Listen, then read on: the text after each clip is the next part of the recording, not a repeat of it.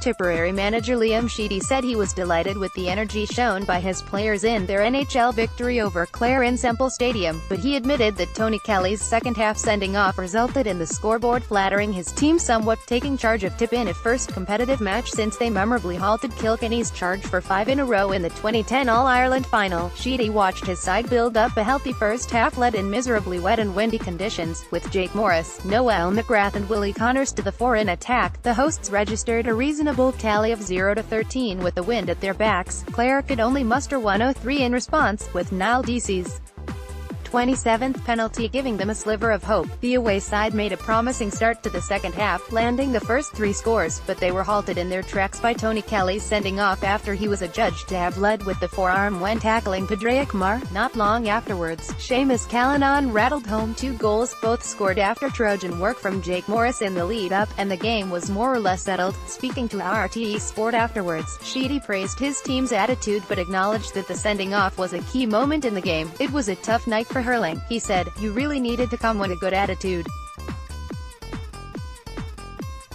And in fairness to my lads, they came with a great energy and a great attitude. And they didn't really pay any real heed on the weather. Tony Kelly departs the field after his sending off early in the second half. We got out of the blocks quickly. It made a huge difference. We got to play with the wind in the first half, and we built up a bit of a cushion at halftime.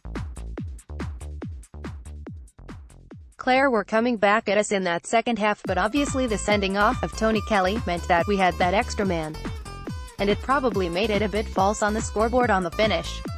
But we're delighted. We got a nice beating last Sunday week against the same opposition. We knew what we brought to the Gaelic grounds wasn't going to be enough tonight, and thankfully, back on our own patch, we brought a performance. I'm thrilled for the lads.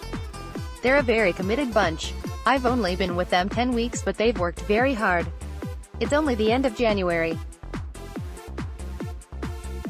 There'll certainly be no getting carried away, but we're out of the blocks. Sheedy echoed Brian Cody's recent comments about the difficulties many players face at this time of year, when juggling inter-county level and third-level competition. We've 11 players that are trying to do both and it's very difficult.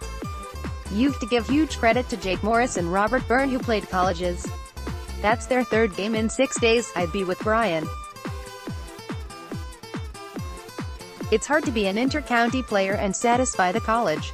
But the Fitzgibbon is a great competition. Unfortunately for us, Paddy Caudale was to start for us tonight, but he twisted his knee on Wednesday in a Fitzgibbon game which made him unavailable. I'm trying to manage the load so that we don't load them when they're away on Fitzgibbon and we take it very, very easy on them.